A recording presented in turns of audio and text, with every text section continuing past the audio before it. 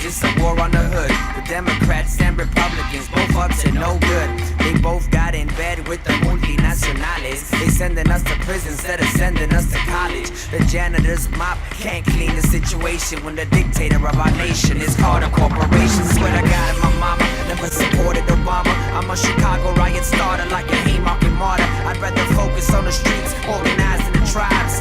Go against the grain and know that I tried. I'm not into working backwards, I'm talking direct action. I'm talking fighting for freedom for the poor and working classes. I would work for reform. This is for my unborn. I'm putting on a ski mask. Why did you come to Socials in 2016? We played this conference before. Okay. This is the second time. Third time? Third time. Yeah, I feel like we've been around. It's the third time that we've done this. Excellent. So why?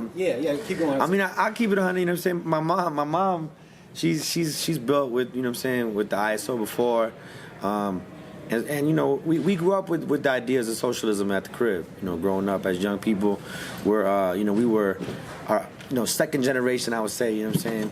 Revolutionaries. Our parents are from Chile, South America. You know what I'm saying? And over there was a CIA-funded military dictatorship that overthrew the government of Salvador Allende, which was, a socialist, kind of like union that came together called, La Unidad Popular. And so, for us, that was, we grew up with the consequences of this first 9/11, September 11, 1973, right? In which, I'm born in England, G's born in Chicago, so that, for us, that's kind of like our historical background, you know what I mean?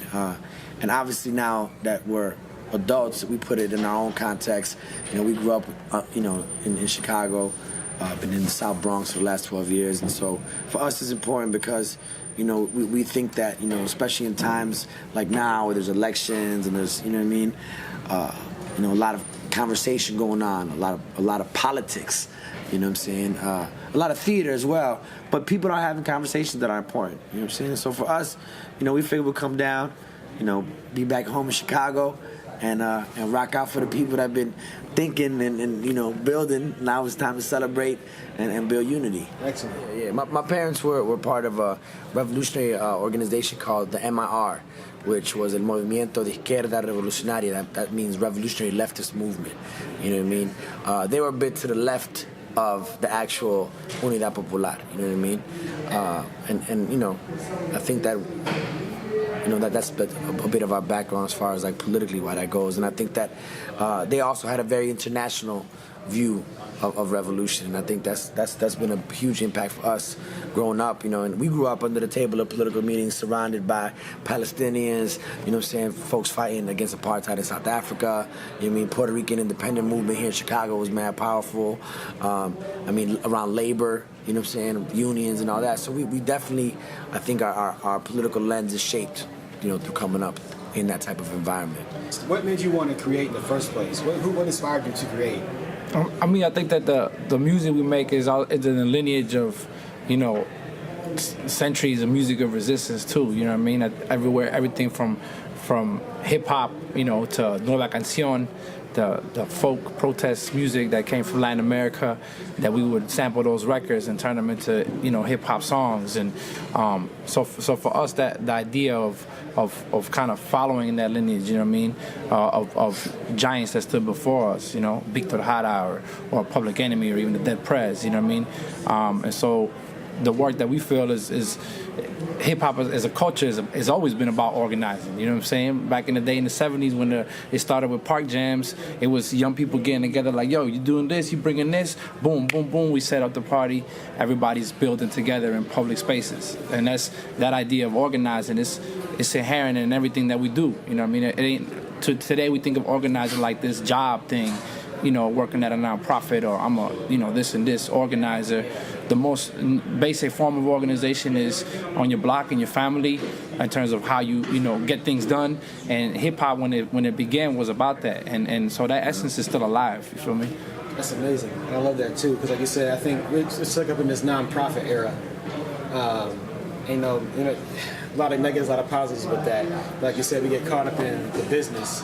And the nonprofit industrial complex. We always say, if you can't organize, you call yourself an organized activist, reflect. Can you really organize, 5, 10, 15 people from your immediate block? You know what I'm saying? I don't know. It's a true test. And why do you guys believe that so many people feel that they're powerless in society? And I encounter that too when I try to get people to register to do this or that. They say, nothing's going to change, we're not going to do that. I mean, capitalism is an economic system that's, you know, it's almost based on like survival of the fittest, you know? And I think that when you start, you know, a race and others have a head start, you know what I mean? That's like an insurmountable lead. A lot of times, you know what I mean, when you're living in poverty and you're living surrounded by conditions that dehumanize you, you know what I mean? It's easy to feel powerless. You know what I mean? When every 28 hours police officers murder, you know what I mean, our black children, you know, and then cover it up and become mayor. Like, it's crazy. Like, how you not gonna feel powerless? Right. You know?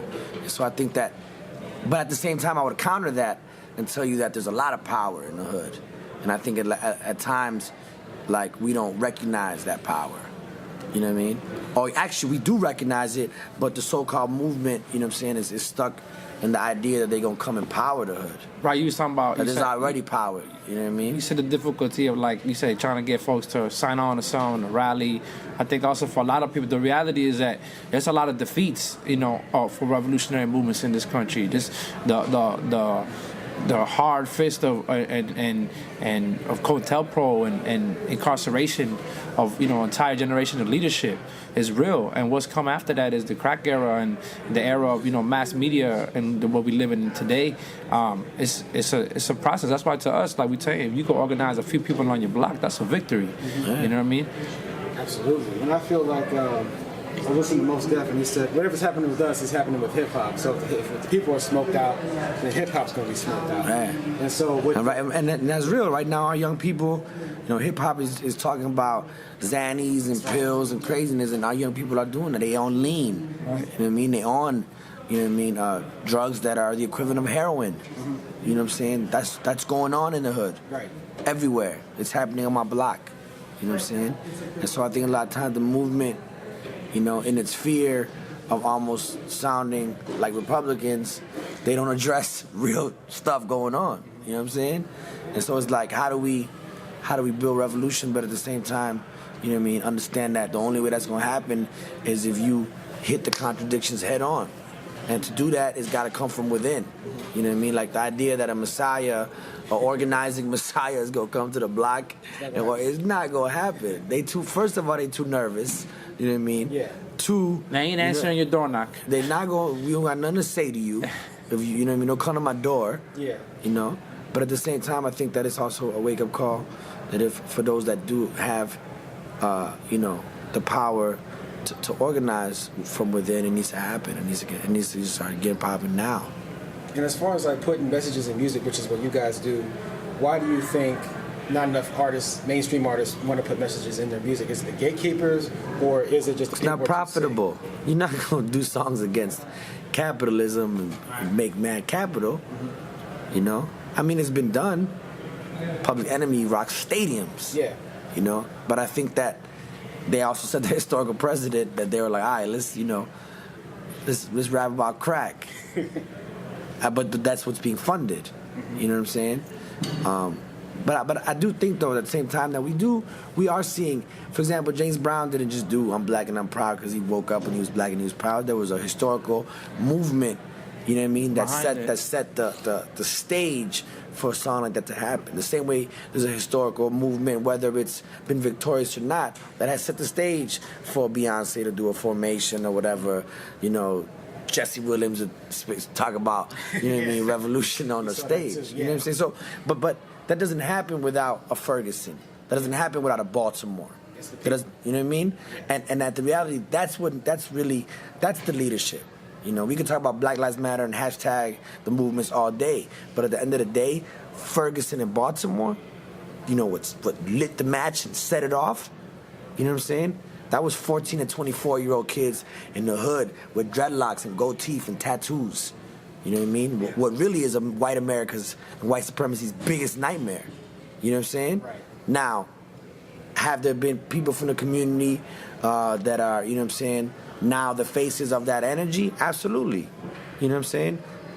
you see them on CNN and the media and on social media, and but that's always historically happened. The people become figureheads, But at the end of the day, if you don't have the masses of those kids behind you, you've seen it die down. Yeah. How many people been killed by police in 2016? People ain't marching no more. It's still happening. But it's still happening. We had one that got killed June 3rd. It's still happening everywhere,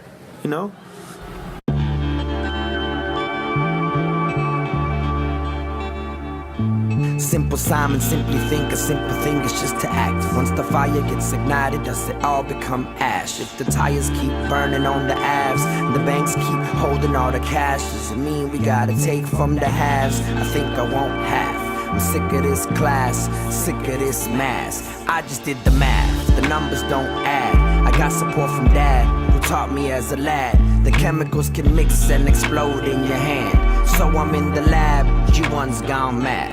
My mic is a gun and the trigger pulled back. I'm wearing all black, about to go bang. Escucha mi pistola all over the land as I leave the launch pad. No money in my hands, no padding in my pockets, but the whole world is watching. 'Cause it's